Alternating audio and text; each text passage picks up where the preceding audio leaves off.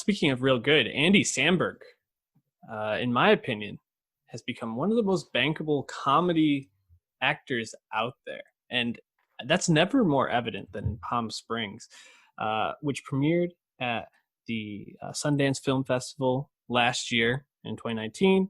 Got a lot of buzz. Wait, Hulu. wasn't it this year? That was this year. Was it this year? No, it was this year. Yeah. Sold for a lot. 2020 to Neon. Sundance. 17.5 million, the most subscription service or anyone's ever paid for a movie straight out of Sundance. And only by like 69 cents, which is pretty funny that it beat the record for that much. Probably intentional. The debut from... Definitely intentional. Yes. From Max Barkakow. Starring obviously Andy Samberg and Kristen Milioti. Really like a Groundhog Day type sci-fi romantic comedy. Right. Repeating the same day over and over again. Groundhog Day, Russian Doll, Edge of Tomorrow. Not a new premise, but I think a good premise still when done well like this.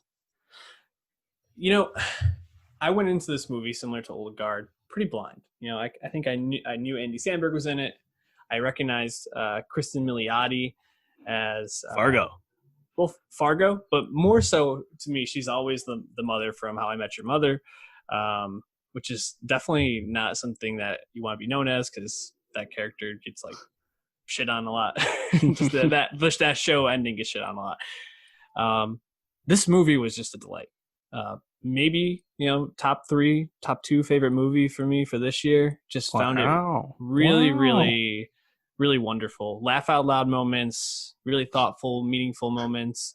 And it's amazing that Andy Samberg originally wrote this in film school. And it wasn't what it is now. It developed and has come a long way. But you think this is probably like a 10, maybe 15-year-old script at this point that finally got made. Pretty impressive. How did you feel about Palm Springs? Yes, I did like it a lot. I think it has a lot of refreshing moments regarding the not new premise of the Groundhog Day, right? Yep. And that's cool. I think what I liked the most about it is they kind of split up kind of the archetypes that we have with the Groundhog Day, right? It's like Andy Samberg is like Emily Blunt in Edge of Tomorrow. She knows the deal. She's experienced.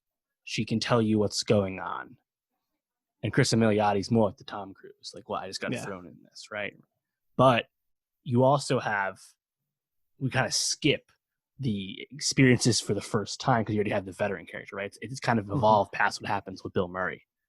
And you get to see Milioti go through the ringer with it and lose her mind and then accept it and do all the fun, crazy shit, right?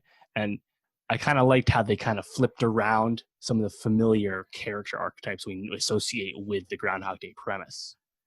And when you have 2 really likable leads, you have a really I think a really enjoyable setting for the Groundhog Day, right? Think of Russian Doll. It always starts with that party, that house party, and it's like such a New York vibe.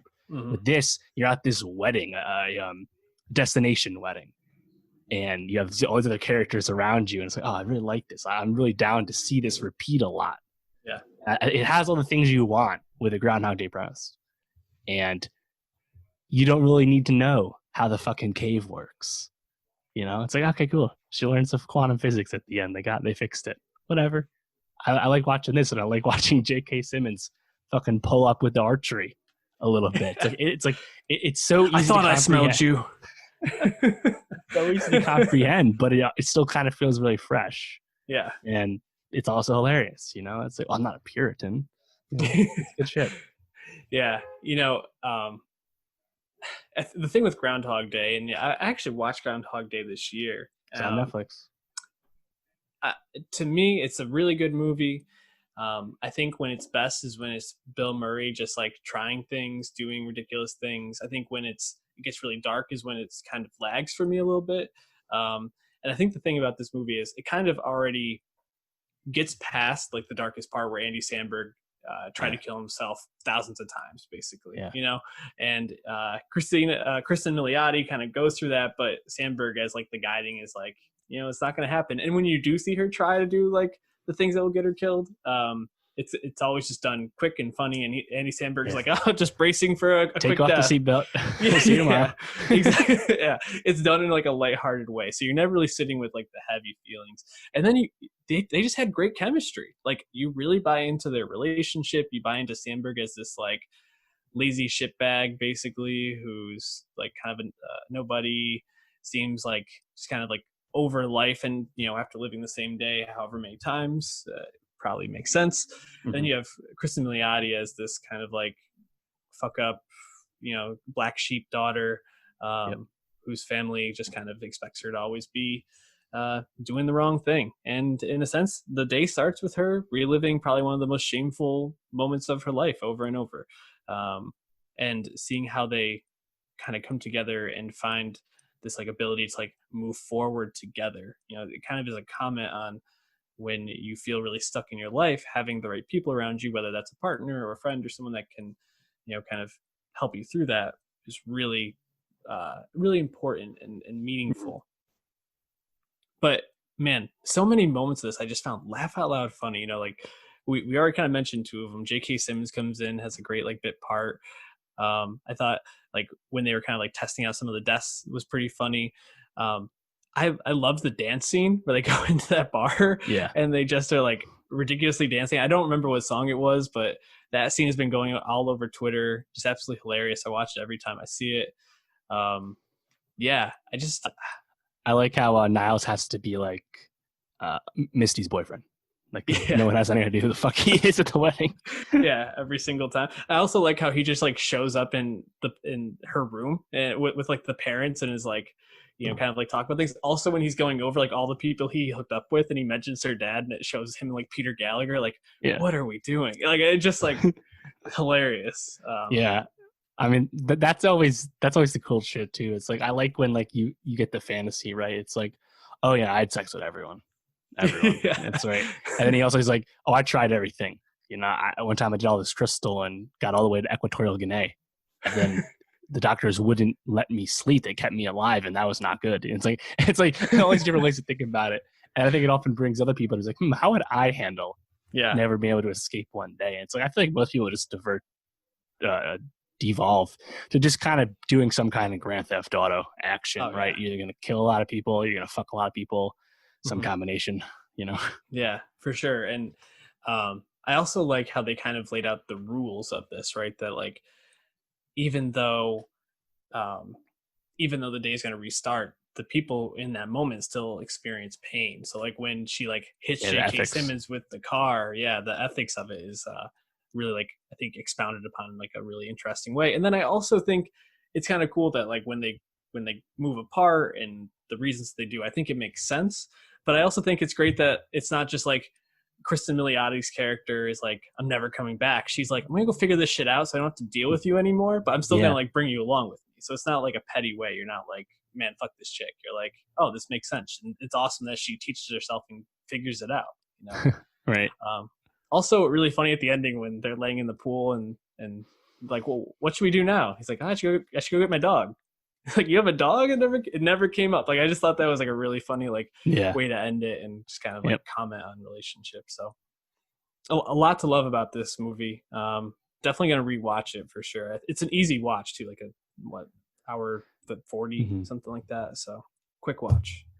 Yeah, it's an interesting one to me too, because you think about Andy Samberg's career as a movie star, pop star, never stopping, was really well liked, but that bombed tremendously at the box office. And this is his first, lead movie like that since. And when it sells out of Sundance and Neon buys it, and I believe, I'm not positive, I'm pretty sure Neon like immediately marked this for Hulu, which they have that agreement with. And I'm curious if Andy Samberg might kind of become a king of streaming in a certain sense when it comes to films, because there's clearly an appetite for his movies, even if he probably cannot get people to actually show up to the movie theater under normal circumstances. So something to watch. No, absolutely. So I know that you did not I know that you did not watch I Think You Should Leave, so you would not know this character. But Connor O'Malley, plays one of the friends at the wedding. Mm-hmm. I can't Doing cocaine. remember. Yeah, he's like the crazy one in like the room when they're having the bachelor party the night before, and he is a guy, and I think you should leave, who's like honk when you're horny, and he just follows the guy with the bumper sticker around honking constantly. One of my favorite skits from the whole thing. And if anyone's watched that show, is one of my favorite of the year. Just a really funny like through line. He's also married to Adie Bryant from SNL. Ah, And he like his friends with nice. Seth Meyers. He was like a Vine star, so there's like a lot of like connection to him. Cool. Funny people staying together. Like it. Absolutely. Any last thoughts on Palm Springs? No, it's like the old guard. It's one of those movies that seems to have captured a weekend in a unique way and actually spurred a lot more discourse than it probably would have under normal circumstances. So I guess that's a positive of quarantine, quarantine content.